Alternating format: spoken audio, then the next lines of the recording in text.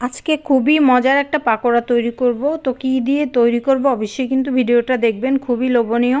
প্রথমে আমি একটা রসুন খোসা ছাড়িয়ে নিচ্ছি, তারপরে ধুয়ে একটু কাঁচামরিচ, রসুন আর একটু সামান্য পরিমাণ ধনিয়া পাতা দিয়ে আমি এগুলোকে বেটে নিব। তারপরে আমি চলে যাব ডালগুলো বাটতে। তারপরে এখানে মুগ ডাল আর মসুর ডাল আমি ভিজিয়ে রেখেছিলাম, সেগুলো ধুয়ে আমি বেটে নিচ্ছি।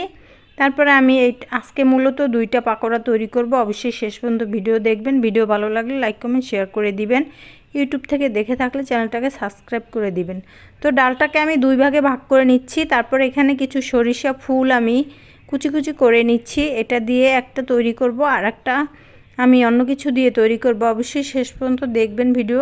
এভাবে কে কে এই শীতে পাকোড়া খেয়েছেন? তো এখানে আমি সরিষা ফুলগুলো দিয়ে 2 চামচ চালের গুঁড়ো দিয়ে দিয়েছি। তারপরে একটু হলুদের গুঁড়া, মরিচের গুঁড়া দিয়ে আমি তারপরে পেঁয়াজ দিয়ে দিব।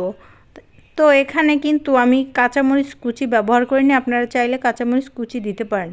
তো এখানে দেখতে পাচ্ছেন মেথি শাকগুলোকে আমি কুচি কুচি করে নিয়েছি। মেথি শাক দিয়ে পাকোড়া কিন্তু খুবই ভালো লাগে, কারণ মেথি শাকটা ভাজি করলে বাচ্চারা খেতে চায় না।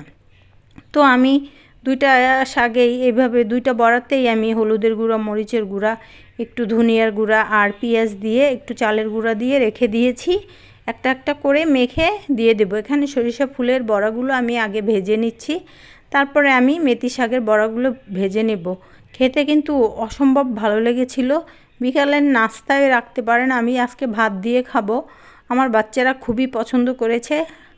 এটা আমি ছোটোবেলায় খেয়েছি সরিষা ফুলেরটা, কিন্তু মেথি শাকের পাকোড়া আজকে প্রথম বানিয়েছি। এতটাই মজা, একবার না খেলে বিশ্বাস করবেন না।